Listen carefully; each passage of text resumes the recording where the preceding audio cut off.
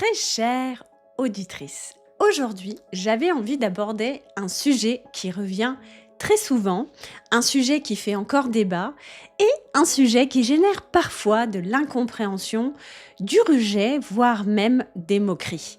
Ce sujet, c'est pourquoi encore aujourd'hui la médiumnité est-elle associée à des personnes perchées?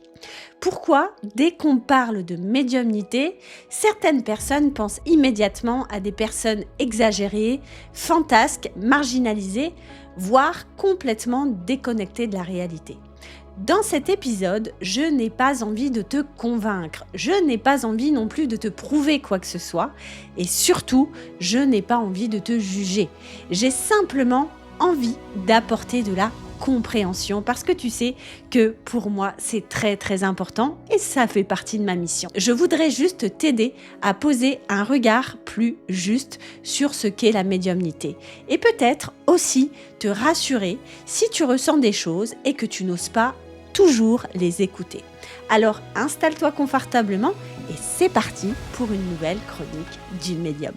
Bonjour et bienvenue dans les chroniques d'une médium. Je suis Betty Brochet, médium énergéticienne, ton accompagnatrice du monde invisible.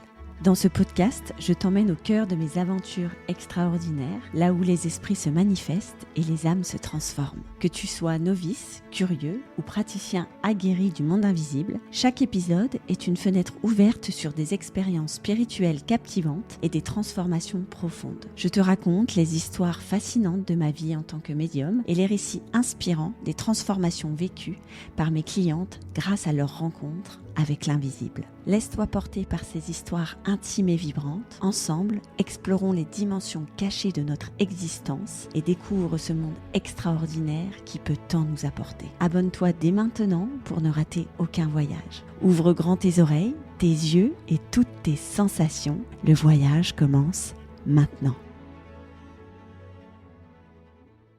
Bonjour à toi, j'espère que tu vas bien. Je suis très très heureuse de te retrouver sur cette nouvelle chronique et de te parler de ce sujet croustillant que sont les médiums perchés.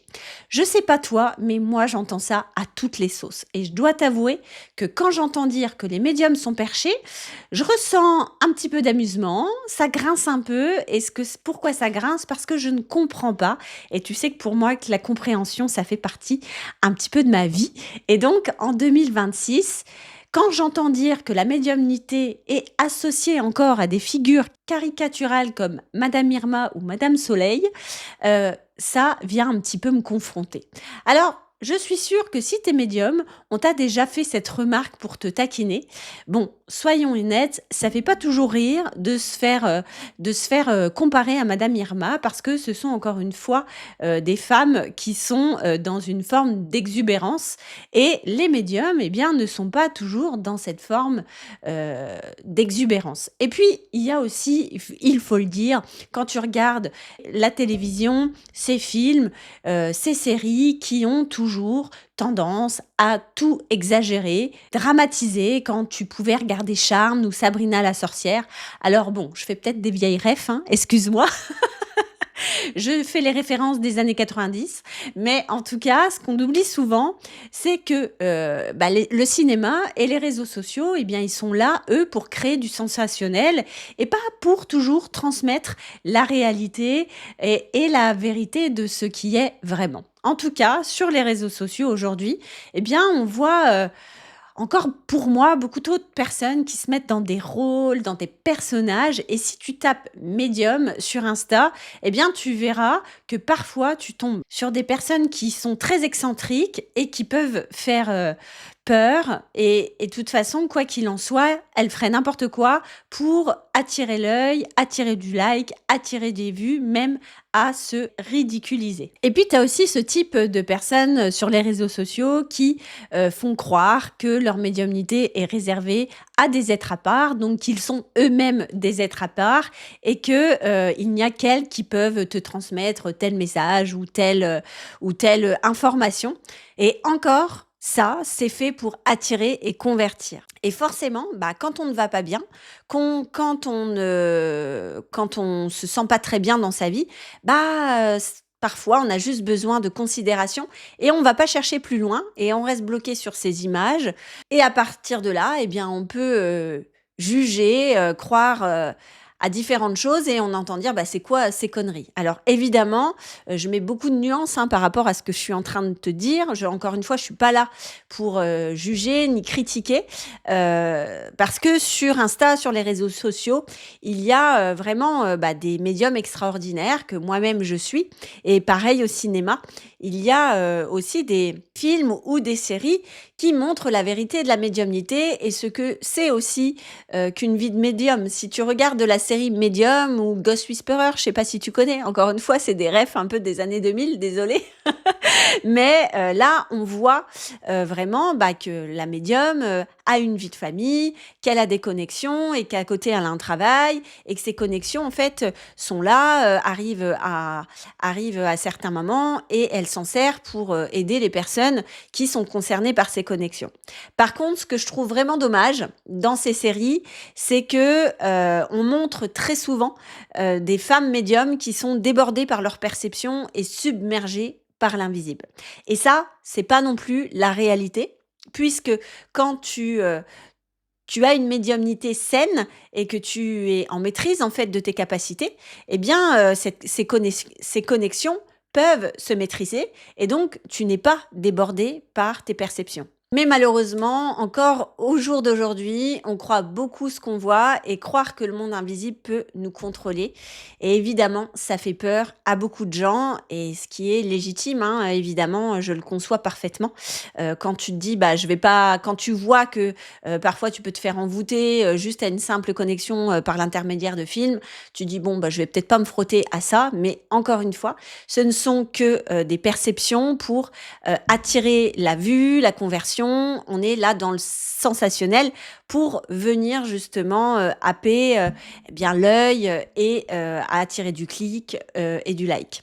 Enfin, au regard de tout ça et de tout ce que tu peux voir ou lire sur la médiumnité, la première chose que j'aimerais que les personnes m'écoutent, et toi particulièrement, c'est notamment que cette médiumnité, je ne le dis jamais assez, n'est pas un don réservé à des personnes spéciales.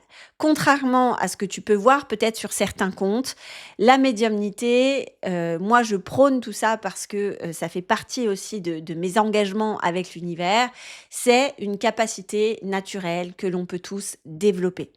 Si on part du principe que tu n'es pas qu'un corps physique, ça, j'en parle beaucoup aussi dans mes épisodes de ce podcast, mais aussi sur mes réseaux sociaux, dans ma newsletter, mais que tu es un ensemble de corps physiques plus de corps invisibles, eh bien, il devient évident que nous sommes, nous, humains, constitués à la fois de matière et d'invisibilité.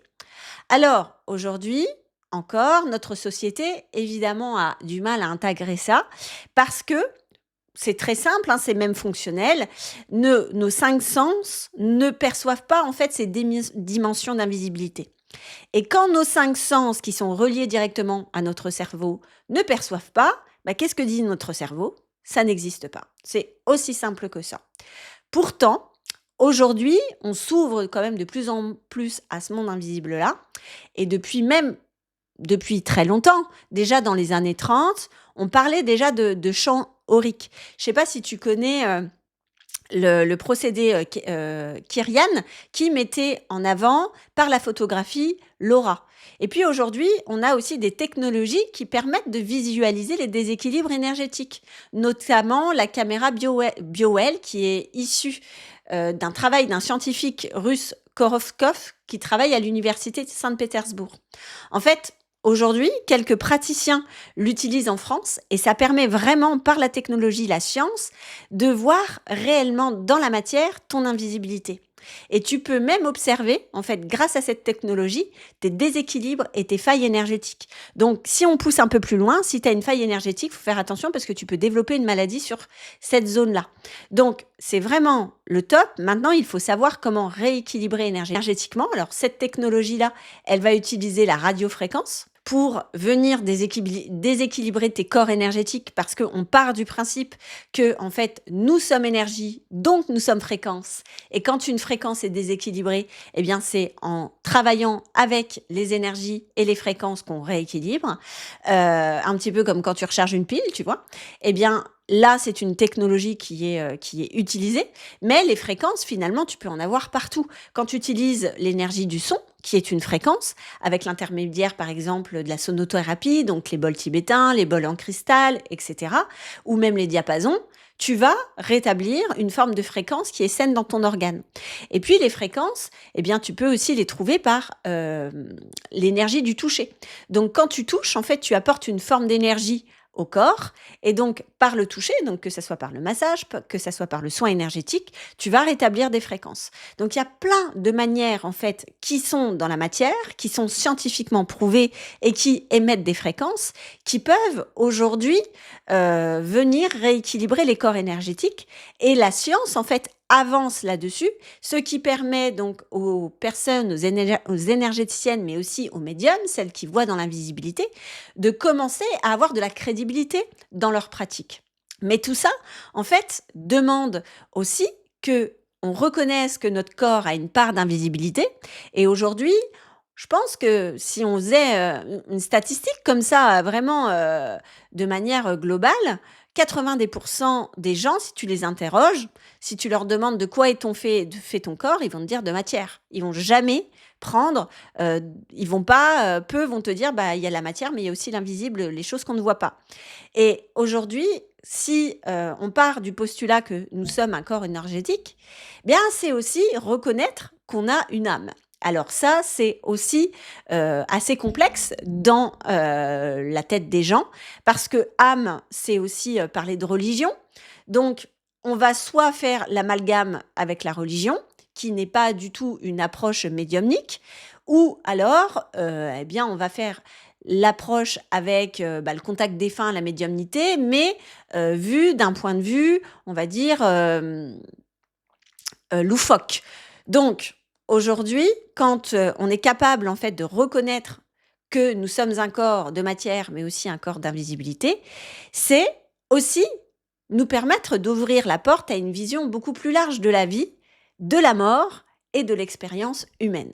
Et ça, bah, ça devient très inconfortable pour beaucoup de personnes quand tu commences à parler de ça. Je sais pas si tu as fait l'expérience. Quand tu parles de commencer d'âme, d'invisibilité, dans des personnes qui sont pas toujours ouvertes à tout ça, derrière, on a souvent de l'inconfort, voire de la moquerie, voire de la colère. On peut avoir tout type de réaction par rapport à ce type de conversation. Alors, en plus, bah, quant à ces conversations-là, bah, ça vient remettre en question des croyances religieuses, culturelles, éducatif et ça remet en question en fait que tout commence et que tout finit sur terre et bah en fait il n'y a pas vraiment de preuves concrètes et tant qu'il n'y a pas de preuves tangibles eh bien dans notre petite tête d'humain bah, la médiumnité va rester cataloguée comme quelque chose d'extraordinaire voire d'irréel et la médiumnité pas que, même tout ce qui est énergétique. Alors il y a énormément de travail à faire de ce point de vue-là et moi bah, je fais partie des personnes qui œuvrent justement pour faire avancer les mentalités, les pensées sur ce domaine-là. Et une des choses qui fait que la médiumnité est encore aujourd'hui controversée, c'est qu'il y a une autre grande croyance que l'invisible peut en fait nous contrôler. Comme si, en fait, les énergies pouvaient dominer l'humain. Alors, en réalité, la médiumnité maîtrisée fonctionne avec ce fameux bouton on-off que je parle beaucoup dans mes formations. Et on peut choisir en tant que médium quand on se connecte et quand on se déconnecte. Et ce qui fait la différence, et ça je ne le dirai jamais assez, c'est d'utiliser dans tes connexions l'ancrage, le cadre, l'éthique, la conscience et surtout la connaissance de ce monde invisible. Aujourd'hui, beaucoup de personnes que je connais, que je rencontre dans mes formations et qui ont ce don, entre guillemets, si on peut l'appeler comme ça, mais en tout cas cette compétence de connexion à l'invisible, sont connectées à l'invisible sans l'avoir jamais compris. Et finalement, depuis toujours, elles avancent à l'aveugle avec ce monde. Et c'est là que les dérives apparaissent. La médiumnité, comme n'importe quelle compétence, demande un apprentissage et surtout de la responsabilité et une posture juste. Et ça, eh bien, c'est très important et c'est ce que je prône aussi dans mes formations. Et c'est aussi pour ça que j'accompagne aussi beaucoup de médiums dans ce sens, qui viennent me voir en me disant: «Mais Betty, bah, moi j'ai des perceptions extraordinaires, mais je suis complètement bouffée en fait par ces énergies-là, parce qu'en fait je ne le maîtrise pas du tout». Et ça, c'est vraiment ce que je peux rencontrer aussi chez les médiums que j'accompagne. Et dès qu'on remet du cadre, dès qu'on met de la compréhension, bah, tout de suite, au niveau santé, au niveau énergétique, elles se sentent mieux. Donc ça, c'est important aussi de comprendre que la médiumnité doit être une pratique saine et que si toi, aujourd'hui, bah, tu as énormément de fatigue après tes connexions ou que c'est les entités bah, t'embêtent en permanence, c'est qu'il y a un truc qui demande d'être peaufiné, travaillé dans tes connexions. Et le problème de tout ça, c'est que si on n'a pas conscience de tout ça, eh bien, on est vite effectivement absorbé par nos connexions, on perd vite notre ancrage et on peut passer par une personne complètement parchée parce que dans la réalité, c'est vrai, on est déconnecté. Et quand on est déconnecté, eh bien, on peut avoir des symptômes comme être complètement ailleurs, ne pas être dans l'instant présent, avoir une forme de tristesse récurrente parce qu'on est mieux là-haut que sur Terre. Et on peut avoir ce genre de symptômes d'être aussi à côté de ses pompes en permanence. Et donc, quand t'es pas dans la réalité, les gens qui sont avec toi le sentent. Et c'est ça aussi qui fait que tu passes pour une personne perchée, mais encore une fois, parce que ta connexion n'est pas saine. Donc, il y a encore aussi tout un travail, une avancée à faire pour beaucoup de gens qui sont aujourd'hui connectés. Et si aujourd'hui, toi, tu rencontres des médiums qui sont complètement perchés, bien, c'est que quelque part, il y a quelque chose qui est pas sain dans leur connexion. Alors, ça veut pas dire qu'ils n'ont pas des messages pertinents, ça ne veut pas dire qu'ils vont pas te faire avancer dans ton évolution, mais en tout cas, ça prouve aussi quelque part que la personne n'a pas une connexion qui est hyper saine. Alors si je reviens sur toutes ces croyances autour de la médiumnité, finalement, quand tu observes toutes ces réactions, eh bien ce sont plutôt des peurs. La peur de l'inconnu, je ne connais pas ce monde, donc surtout j'y vais pas. La peur de perdre le contrôle, on en parlait tout à l'heure. Et puis la peur aussi de remettre en question ses croyances. De toute façon, c'est ce qu'on m'a toujours dit. Donc à partir du moment où tu commences à remettre en cause des croyances, bah ça vient inconforter. Donc on préfère rester dans nos croyances limitantes, de rester dans ces positions inconfortables, plutôt que de se remettre en question et d'aller dans des zones inconnues. Ça, c'est vraiment une réaction aussi typique du cerveau qui va vous dire non, non, n'y va pas, tu connais pas, reste dans tes croyances, t'es bien là, parce qu'au moins là, t'es sûr de pas te mettre en danger. Et ça, ça demande aussi une certaine prise de hauteur, résilience, ouverture d'esprit. Et aujourd'hui, eh bien, certains préfèrent croire que la médiumnité, c'est un don ou alors uniquement réservé aux personnes perchées, plutôt que de croire que on y a accès et que ça peut nous aider parce que là, c'est sortir de ses croyances et de sortir de sa zone de confort. Alors, tout ça, ça va générer des peurs et les comportements directs qu'on a face à une peur, il y en a 3. Il y a la fuite, il y a la neutralité ou encore l'agressivité. Et quand tu vois les haters qui ne font que se défouler sur les réseaux sociaux au sujet du monde invisible ou d'autres sujets d'ailleurs qui viennent un petit peu les mettre en réaction, tu peux dire ils sont hyper en colère. Mais en fait, non. Ce qu'ils ont, c'est qu'ils ont surtout peur par rapport à tout ce que je t'ai dit auparavant. Aujourd'hui, si on parle d'un sujet qui vient les mettre en réaction, et notamment de la médiumnité, tu vas voir des gens qui vont vraiment réagir de manière intensive. Parfois, il y a des insultes, c'est hyper grave ce qui se passe sur les réseaux sociaux. Des personnes qui se permettent d'insulter des gens, de dire mais des infamies. C'est un truc de dingue, mais derrière, ce que ça cache, c'est j'ai peur. En fait, j'ai peur que tu viennes me faire perdre mon contrôle. J'ai peur de perdre moi-même le contrôle. J'ai peur d'aller au-delà de mes croyances. J'ai peur justement que tu me manipules. Et c'est ça que ça vient dire en réalité. Donc, derrière ces haters, il y a surtout des gens qui ont peur et qui ont besoin d'être rassurés. Et quand tu vas répondre en fait à ces haters par l'agressivité, ça va venir amplifier en fait ce phénomène-là. Alors parfois, il y a des gens que tu peux essayer, avec lesquels tu peux communiquer. Honnêtement, il y en a peu parce que, encore une fois, c'est s'autoriser à sortir de cette zone de confort et pour beaucoup, c'est compliqué. Moi, personnellement, quand j'ai des haters, je ne cherche même pas, en fait, à communiquer avec eux. J'ai beaucoup d'empathie, en fait, envers ces personnes. Et puis, quoi qu'il en soit, je ne vais pas entamer une conversation parce que je sais que ces personnes ne sont pas mes clients et surtout, qui sont pas prêts à s'ouvrir à ce monde-là.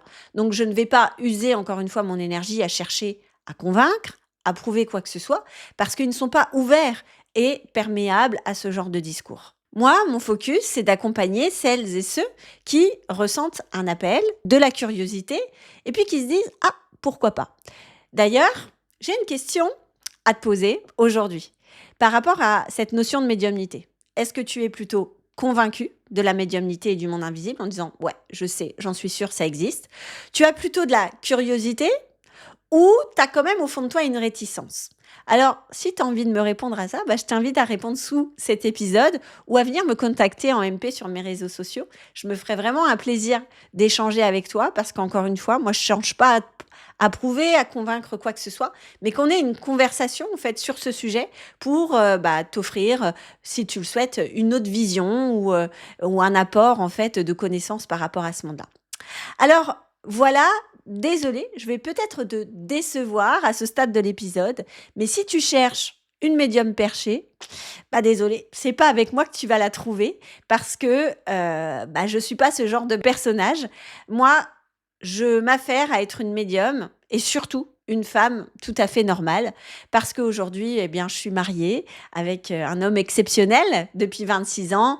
J'ai 2 enfants, 2 adolescents qui me prennent beaucoup d'énergie et puis surtout, j'ai une entreprise que je m'attelle chaque jour à faire fonctionner. Et pour ça, j'ai besoin de mon cerveau, j'ai besoin de stratégie, j'ai besoin aussi de beaucoup de rationalité.